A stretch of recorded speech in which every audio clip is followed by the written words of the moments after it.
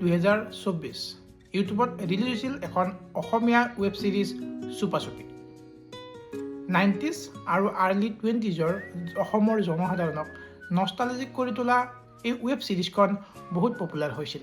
গাঁৱৰ চাৰিআলিত থকা সেই পিচিঅ'টো, নতুনকৈ হাতত অহা মোবাইল ফোনটো, চাইকেল লৈ টিউচনলৈ যোৱা সেই সময়খিনি, ৰং নম্বৰত আপোন হৈ পৰা ভাল পোৱাখিনি, লেডাৰ জেকেটত RX-100 চলোৱা চালফাটো, স্কুললৈ যোৱা সেই ল'ৰাকেইজন আৰু অকলশৰীয়া উৰ্মিলাবোৰ লগত গোটেইকেইটা কেৰেক্টাৰে ৰাইজৰ মাজত খলকনি সৃষ্টি কৰিবলৈ সক্ষম হৈছিল।